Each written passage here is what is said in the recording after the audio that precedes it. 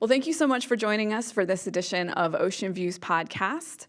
I am your host, Tori Roberts. I'm your engagement director here at Ocean View, and we are talking about life journeys and our just kind of our God moments in our life journey. So today, our special guest is what is your official title?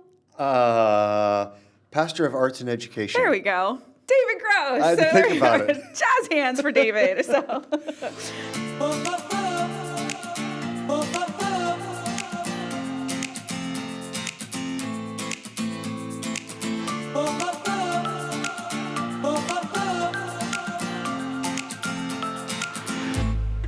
we're just going to have a very just casual conversation, which should be easy. So for those of you that don't know, our families have known each other for a long time now, since Florida. So 2013. yeah, it's been a hot minute. So, so what we want to share is just kind of let everybody get to know you a little bit deeper, and also just kind of highlight just those, honestly, just the God moments in your life where you can see God's hand and just pieces of your story. Sure. So I guess let's start way back when. And why don't you tell us a little bit? A lot of people probably don't know that you are a PK.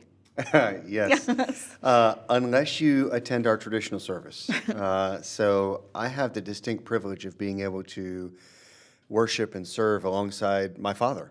Dad was ever since I was born, has been serving in a worship ministerial role to some degree or another in every church I was ever a part of growing up. Dad led the choir, Dad led the music services, but also, much like myself, at many times in his ministry, he was also a Christian education. There was a piece of that along with his job title as well, going back to Fairmount Christian Church when we first moved to Richmond, Virginia.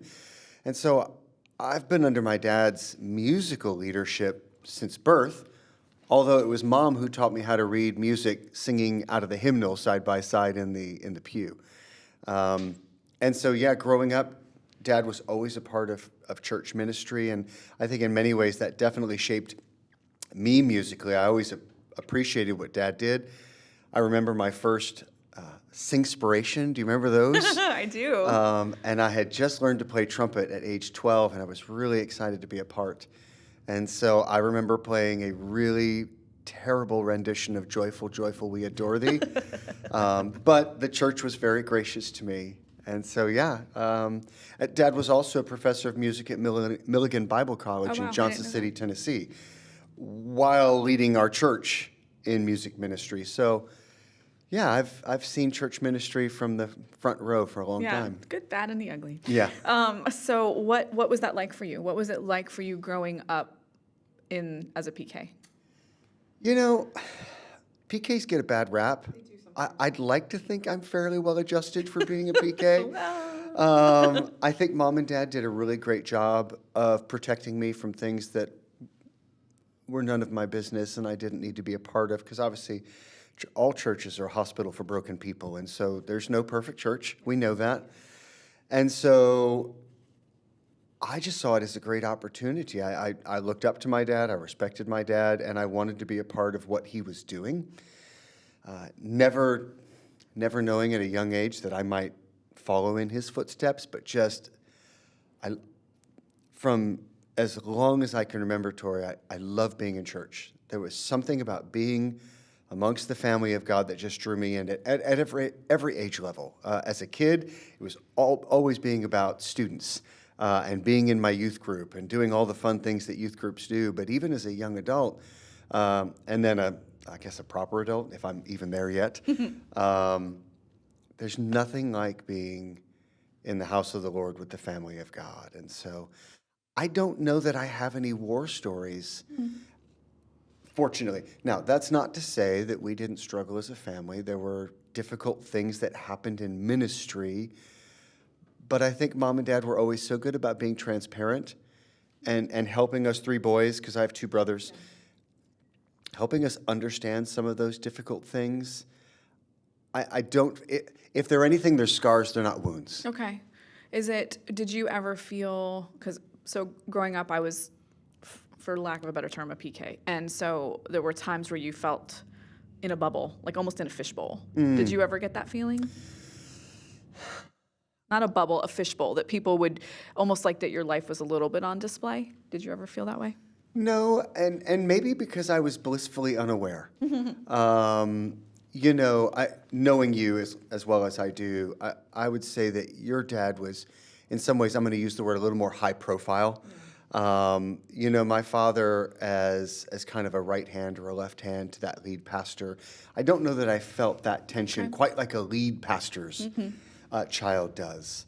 I think the only time I really felt the weight is if my parents were under the microscope or under the gun from anything, and my heart would be heavy for them. Interesting.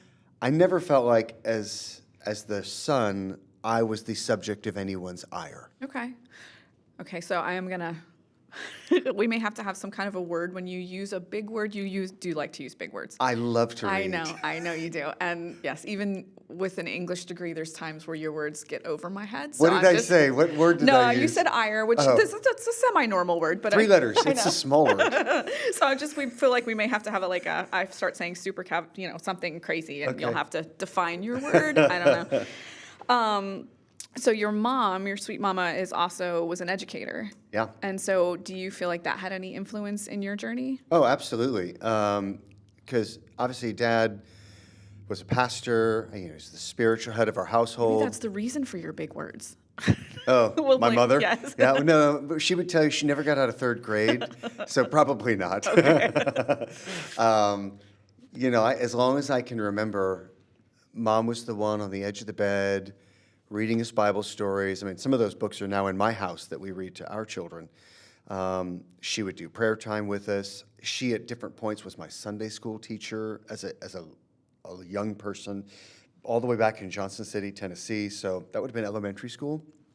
And so I think Mom did have Mom and Dad were a good team. Dad was like E.F. Hutton. You know what I mean? Like when he speaks, you listen. Because he was a little bit more of an introvert growing up. That comes from his family background, where Mom has, I don't think, ever been an introvert. And so I probably take after my mother a little bit more in that regard. And so, yeah, I would say Mom had a big piece of shaping us and maybe keeping me more emotionally balanced. And Yeah. so, yeah, I'm very much a melding of both of my parents' influences. They're awesome people. So a lot of people don't necessarily know your backstory, which is really a fun one. And you started with trumpet, but then moved into a musical theater background. So maybe tell us a little bit about how you ended up in musical theater. Sure. So as you said, my parents came to me, it was going into junior high, and suddenly you could play in the band, and they said, hey, because they believe in music and they know what it does to shape us emotionally, mentally, the mathematical benefits, all of that, they said, if you would like to play an instrument, we will pay for a student line instrument, but you have to commit to 1 entire year with everything you have before changing. And I was like, absolutely, I'm in. And they're like, okay, well, we'll go to a music store and we'll try out some, nope, trumpet. I just knew. Oh. I don't know why. I just knew that I knew that I knew I wanted to play trumpet. And it really was maybe at a very early age, God speaking in and through me, because I took to it like a duck to water. The amount of blessings that came my way through those experiences relationally, musically, I felt so very fulfilled. It gave me an opportunity. It was some of the first opportunities for service in the church, because my dad very quickly, once I was of a certain level, would use me in cantatas, he would use me in brass quintets, he would use me just as a soloist, or he'd pull out his trombone, because people don't know he plays trombone. Oh, I did not know that. And we would play brass duets together, Okay. and he'd call me on a Saturday night and be like, yeah, my soloist is sick, so you and I are playing tomorrow. Oh. Voluntold, Yes, yeah, again, that PK. happens, PK. And so everything I did was about trumpet, and I loved it. I was in every ensemble I could be in. I did not take typing in high school because I desired to take more music classes. Mom and Dad were like, you should take typing. I'm like, no. To this day, I type like Yoda. I have 3 fingers on each hand that work. But it was the right path for me. A sidebar. major Star Wars nerd, so we do have to. Oh, yeah. We just have to throw that out there because Yeah. you may be Star Wars references. First drive-in movie I ever saw in the pajamas with the booties and the zipper you'd catch your tummy in. Yeah. So, so again, let's go back. Transition back from trumpet then to voice and music theater. Right. So I will be honest. I sang in church, but I just thought that was all my voice was good for. But I started dating a girl seriously in high school, and she was in the show choir. So I was like, I can sing in church. So I did. I auditioned for the show choir and started to realize, oh, this is kind of fun too. So I was that true kind of musical nerd in high school, doing both band and chorus. And then I went to James Madison University and had a wonderful trumpet instructor. But I went because they had the most marvelous show choir. And it was actually the #1 choir in the country. And so even though I was supposed to be going for trumpet, the straw that broke the camel's back as I was choosing colleges was they had the Madisonians. And I wanted to be a part of the Madisonians. So the first thing I did when I got there was audition for the Madisonians. And fortunately, I got in. But I also happened to audition for the operetta because it was Pirates of Penzance, and who doesn't want to be a pirate? Yeah. And as a freshman, I was cast as one of the minor leads. I was Samuel, the lieutenant pirate to the Pirate King. And I wasn't even a voice major. And so with all of those things going around in my head, I'm like, But I loved my trumpet teacher. And I loved brass ensemble, maybe one of my favorite ensembles in my life to this day. Professor Steves was phenomenal. I learned so much. But as I was going through college, Tori, trumpet started to feel like work. All the ensembles, all of the practice rooms, all of the extras, and it started to take a little bit of my joy.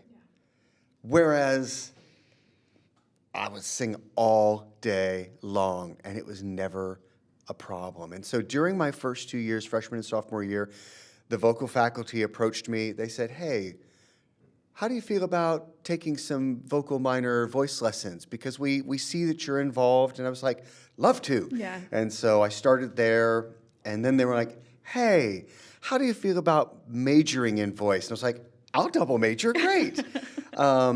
Meanwhile, my trumpet teacher, recognizing the pull, he said, hey, I want to invite you to be a trumpet performance major, because he knew that would keep me from having to do marching band, which was I had not done because I wanted to be a Madisonian. Yeah. And so I was a trumpet performance major with a vocal education major. And then just somewhere in my wrestlings, I realized I can never be great at either one. I'll only be okay. And so I had to make a choice. And I remember going to my parents and saying, I think I want to pursue voice over trumpet. And God bless them, as parents who had seen their kid play trumpet from age 12. I left this out, but I was performing professionally on trumpet by age 15. I was in a theme park band. I played for 4 years. So we may have to go back to that. Yeah, well, we can circle back. And so to have been playing professionally as a high schooler, being on trumpet scholarship for 2 years at university, and then looking at your mother and father going, yeah, I'm going to drop that. Yeah. And they supported me, which has been, I have never forgotten. And it reminds me now that I'm a dad and I have a son going to college. And I've told this story to my 2 eldest, saying, I'm going to support you like my parents supported me. But I made the switch, and the vocal faculty decided to match my scholarship, but in voice. Wow. So I didn't actually, but that's just God paving a way. Yeah. But of course, I was doing classical music, German, Italian, French. Me and French, not friends. Well, me and German are not friends. Yeah, oh no, that's good. I got No. that. And I just had this bent for musical theater ever since the operetta with Pirates of Penzance. I've been auditioning for every opera, operetta, and musical, and be participating in every one. And so, yeah. At school? At school. Okay. But just like I switched at college, I switched at my theme park. So I played 4 years on trumpet, decided to audition, and then ended up with my first vocal gig at the theme park in Summer Rhythms. Or So no, Dancing in the you're Streets. going to now have to explain the theme park.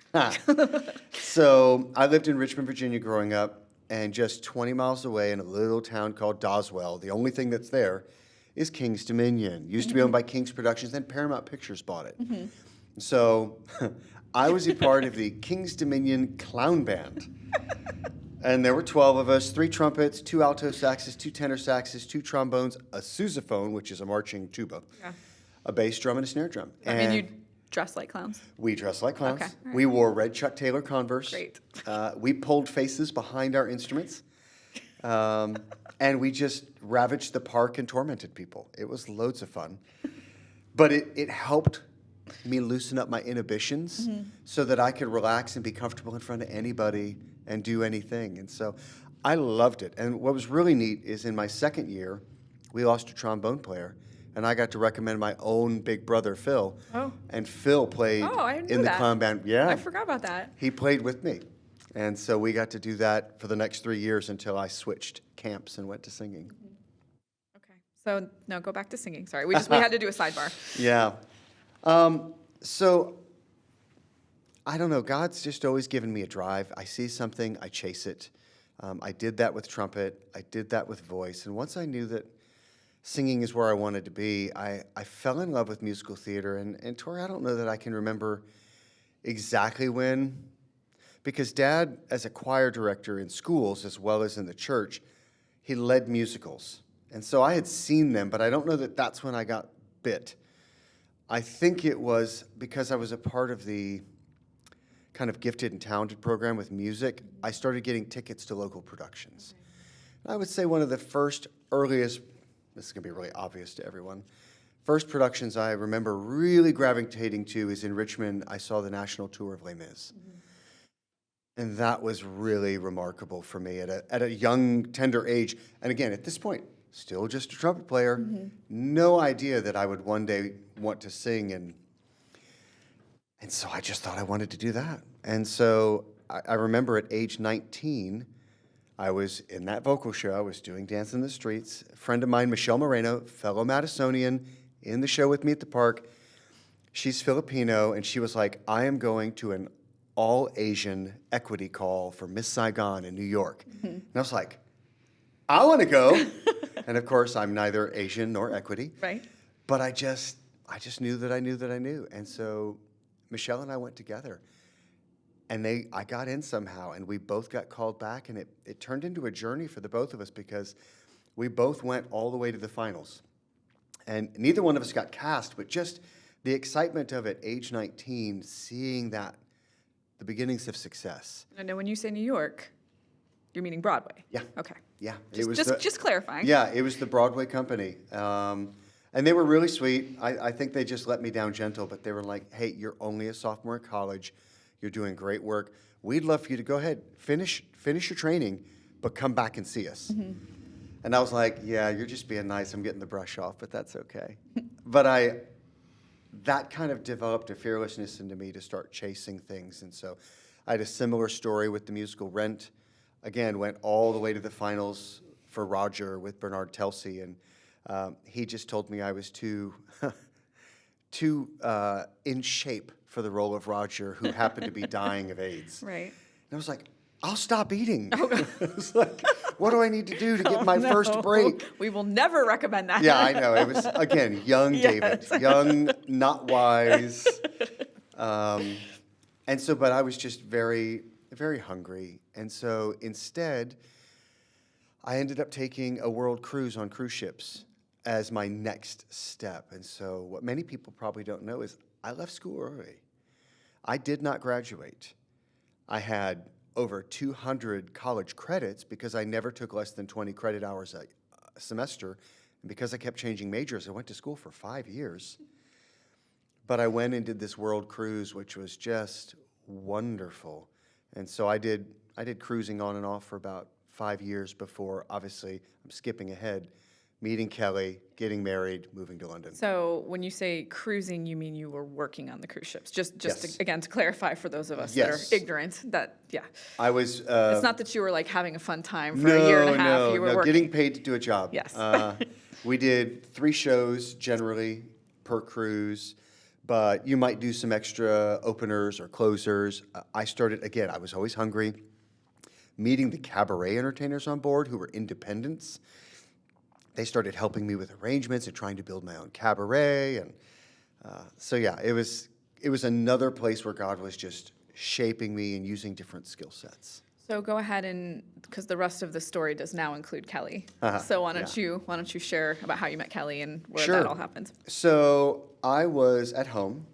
I was, in many ways, packing and preparing to move to New York. I had raised money working on the cruise ships. It was time to go make a break for it. I had friends who were already there. I was going to go crash on somebody's couch till I found a place. And I get a phone call from the producer of the cruise ship company I've been working for, Jean Ann Ryan. She said, hey, we're having a brand new ship, which I know doesn't sound fancy anymore because we're knocking out ships all the time. But back then, this was a big deal. And so brand new ship, 3 brand new shows. And she says, and I'm co-producing with Sir Cameron Mackintosh, which for those people who don't know, he's like the godfather of musical theater. He's produced everything. And that's really why he was doing it. He was trying to build a show for the future, honoring all that he's done. So, I mean, just in a few things that people will recognize, we're talking about Cats, Oklahoma, Miss Saigon, Les Miserables, so many Sondheim musicals. I mean, the list goes on and on. Carousel, Oliver, Pippin, you fill in the blank. So I thought, oh my goodness, if I'm going to move to New York, why not meet the man who runs New York? Yeah. And he was bringing his own director, his own musical director, and his own choreographer. And so I thought, wow, these are great connections. So I agree to go to this new cast and be a part of this experience. And I get there, and that's where I met Kelly. And within that, she and I got to know each other and work quite closely because within the process, Cameron's directors chose myself as their musical director to maintain the show once they left, and they chose Kelly to be their choreographer, dance captain, once they left. And so we were in these small meetings behind closed doors with Cameron himself and his directors and our producer. And so we developed a fast friendship through that. Yeah. And then tell the rest of the story. So I meet Kelly, and there is something remarkable about her. It's that intangible that you just can't put your finger on. She's got the special sauce. Yeah, but there are 2 problems. 1, she's in a relationship, and 2, she's unsaved. But as we begin to work side by side, and she begins to treat me as a friend and to somewhat a confidant, I realize that she's really struggling, and she's in it's not a healthy relationship. And so I started to get those 3x5 cards, you use flashcards, and I would write scriptures that God would just lay on my heart that I thought might encourage her, that I thought might help her through a difficult time, encourage her, introduce her to Jesus. Yeah. Because if you talk to Kelly, her side will be, when she met me, there was something different about me, and whatever I had, she wanted it. Yeah. And I think it was through this just sharing scripture, sharing truth, that she slowly began to open her heart and her mind to Jesus. What ended up happening is it also gave her freedom from this abusive relationship that she was a part of. Now, this particular gentleman was in a position of authority, and so once she said, we're done, he's like, then get off my ship. Yeah. And so she had to leave. So we had only been friends. We met May 30th, 1999. She'd laugh. I'm good with numbers. He booted her from the vessel by, I want to say, September. So we'd only been friends for 4 months. But knowing that she was hurting, knowing that she needed Jesus, I stayed in contact with her, called her, emailed her, and then my ship was whale watching. They weren't paying attention. They ran aground, 6 months in dry dock. And so I have nothing to do. I'm sitting in Quebec City. Kelly tells me that she's been asked to go choreograph Guys and Dolls for the Norway down in Fort Lauderdale. I call my musical producer and say, hey, do you need help with Guys and Dolls? I love Guys and Dolls. So they brought me down to assist in the musical direction. Wow. Yes. And that is when things started to begin. But again, it was one of those where I was cautiously guarded just because of where she was in her relationship with Jesus.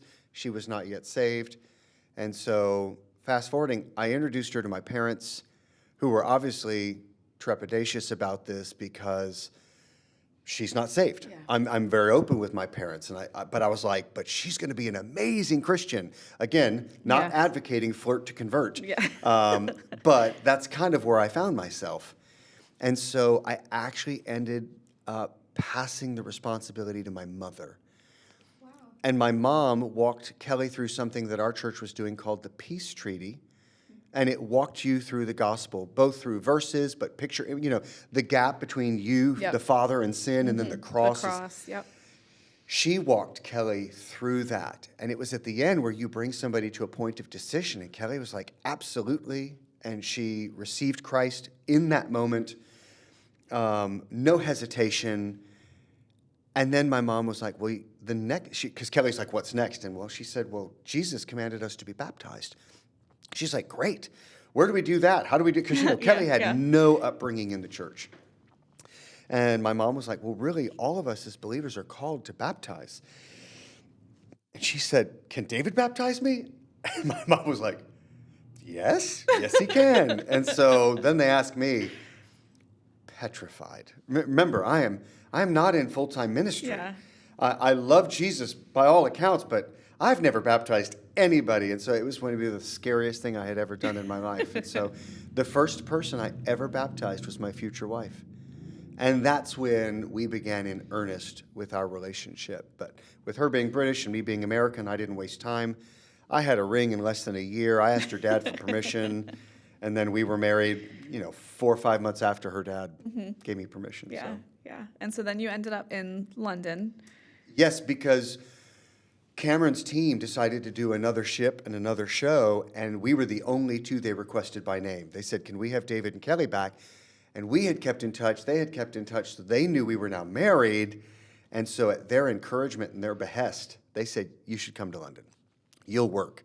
And the director, Ken Caswell, he got our agent for us.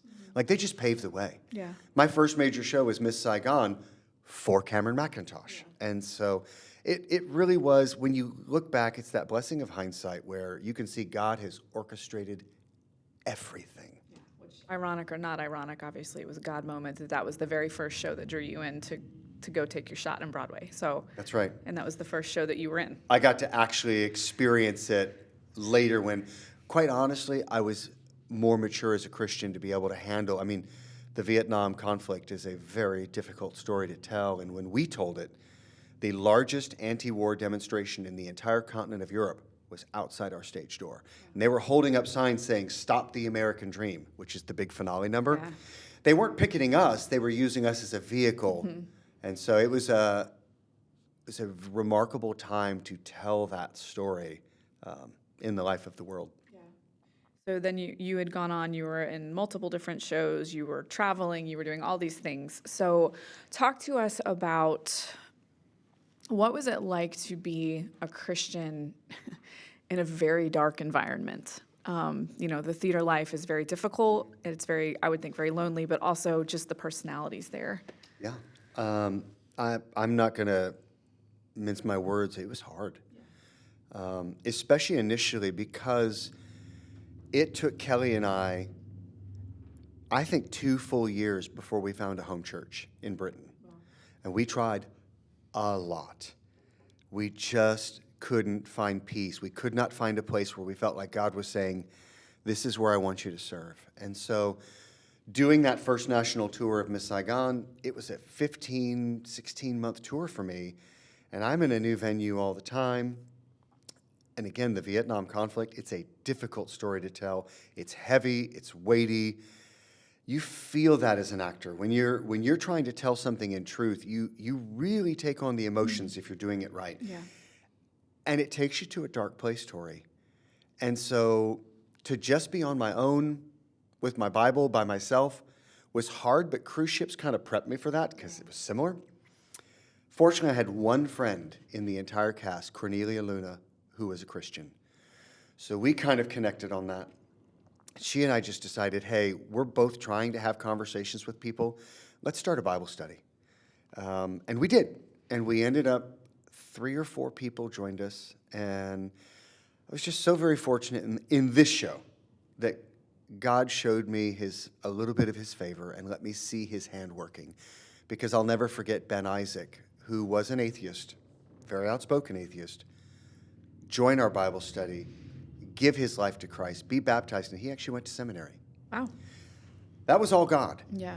But again, that feels very fairy tale. Many of the other shows, it was nothing like that.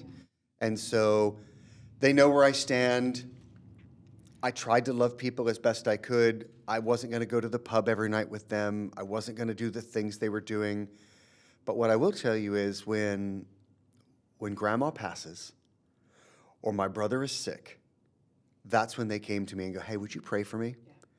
It's amazing how people don't want a relationship with Jesus, but they're really open to being prayed for. And I just personally believe it's because we all know there's that desperate call of heaven. It's that God-shaped hole. I know something's missing, but I don't want to change. You've changed, so you do it for me. Yeah.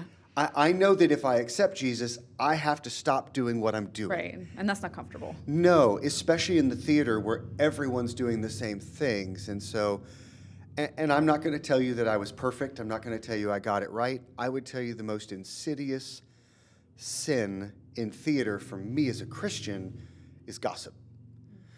Because you're 6 days a week, 8 shows a week, in a small space with the same people. And when you do that, little things become big things. We all get frustrated about the same things. People in your And you're not dramatic. You're not dramatic at all. Not at all. People in your dressing room are talking about something that means something to you, but it's not in the right context. Yeah. It's not with the person you should actually be speaking to, whether that, not necessarily a cast member, that might be your director, might be a producer. And so I feel like gossip was one of the slipperiest slopes that I had to navigate as a Christian in theater, but also pride. Pride was a big one because, again, every time you walk into an audition room, you're judged 6 ways to Sunday. If you're a cover to a lead, you're always comparing yourself. I think I could do this. Why won't they give me a break? You know, all the things. And so it doesn't have to be the really obvious sins that we think of when we think of the theater. Sometimes it's the little things. Ones that we all struggle with. Yeah. So I feel like we could sit here for another hour and a half, and maybe we'll have to do a part 2 because there's another whole part of your journey that I feel like you have to share. But fast forward and talk to us about then. Now we fast forwarded several years now. Your call to ministry and what that was like. So again, looking back, God's amazing. So I need to rewind you back to when I was on the cruise ships. I told you I worked for a producer named Jean Ann Ryan. Well, her offices were located in Fort Lauderdale, Florida. And so from my very first ship, I went looking for a church to worship on Sundays in between my rehearsals. And my aunt and uncle, they gave me a church. My grandparents, they gave me a church. And then I just tried to do some research on my own. Again, the internet's not huge at this point. This is 1997. And I started trying these different churches, and I found one that I was like, oh, this feels good. I liked the message. I heard truth. I felt the music. And it was a church that was close to my hotel. It was First Baptist Fort Lauderdale. And I had no idea what God had in store. So every time I was on a ship, whether I was performing or I was directing, on Sundays, I would go to First Baptist Fort Lauderdale, and when I was driving the van, I would invite cast members to go with me. To your point, fast forward, Jean Ann Ryan had come to see Kelly's and my shows religiously. She had supported us. We had run her auditions in Pineapple Studios in London, kept a very close relationship, and she said to us, you have always been my transition strategy. I want you both to come and take the company over.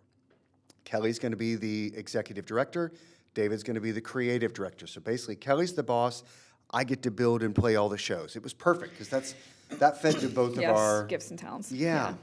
And so we moved from London to Fort Lauderdale and immediately plugged in at First Baptist Fort Lauderdale, started serving, got our kids plugged in. Bella went to their Next Generation Learning Center, which Terry started. Yep. Because if people haven't connected the dots, this is where Terry served Yes. before he came to Ocean View. And so he and I kept probably crossing paths, never knowing we were ever going to meet. Same thing with the Soringas. They would have Yep. been there if they weren't in the mission field. Yep. And so all of these little connections God was doing. And just to briefly say, the job transition was not what we thought.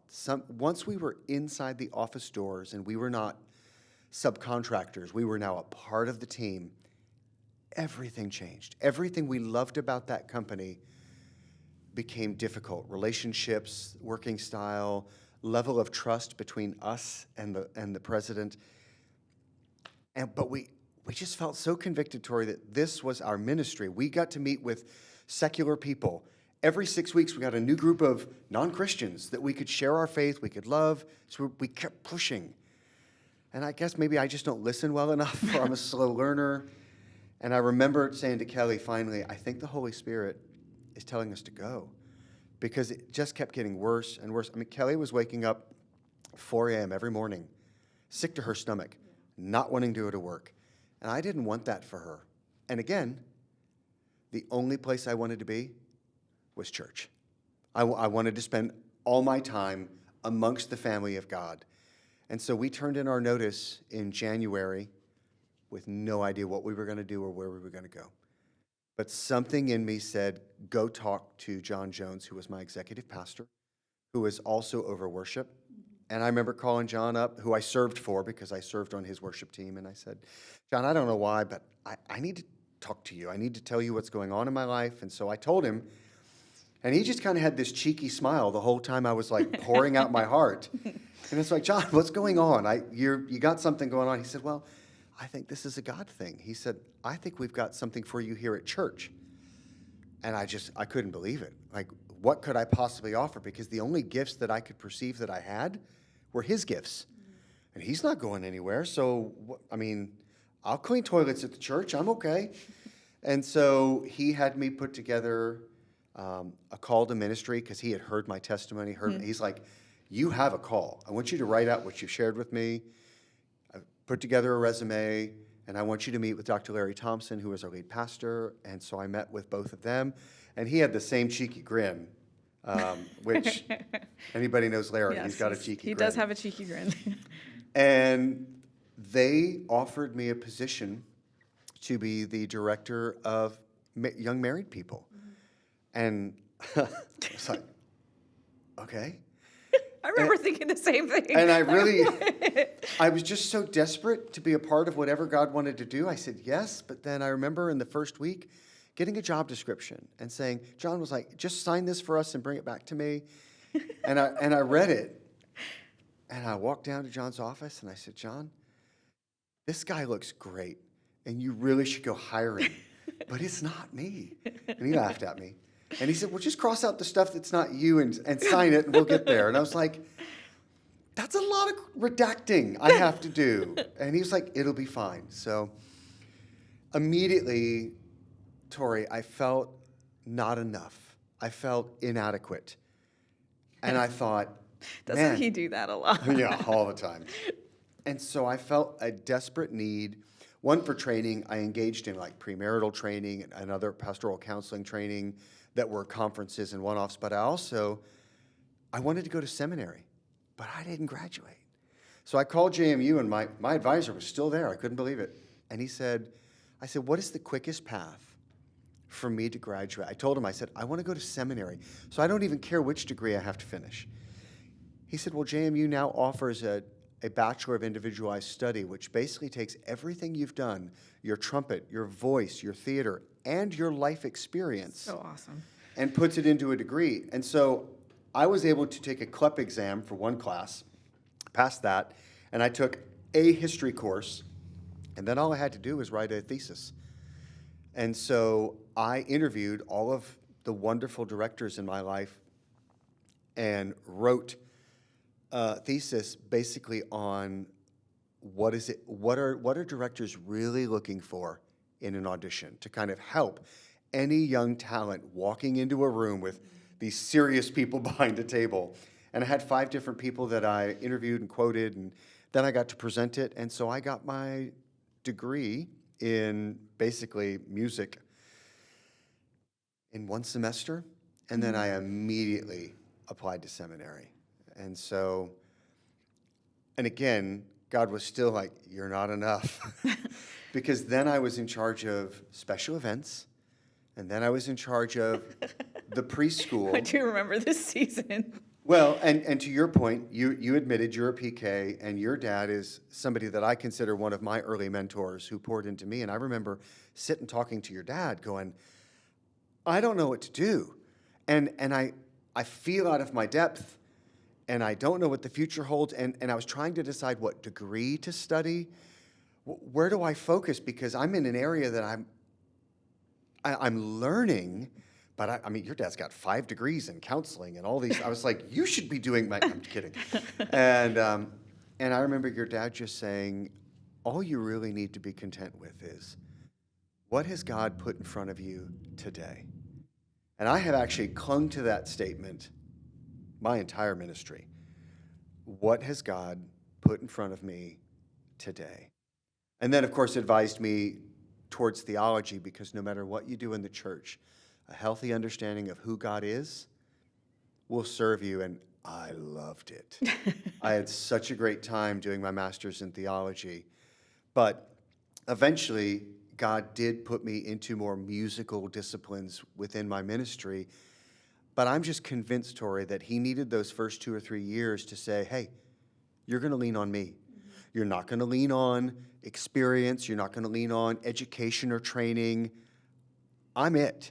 So that even when I do put you in music, I'm still it. Yeah. And so that was really helpful. I think we have so much more to unpack that I'm going to pause you right here. And I think we're going to do a part 2, because there's still a lot more to go. And I want to explore some other parts of your story that I think would really help others. So I'm going to pause you, and I'm going to thank you for joining us. And I'm going to thank you for joining us. So come on back, because we're going to have a part 2 of this conversation with Pastor David. We will see you next time.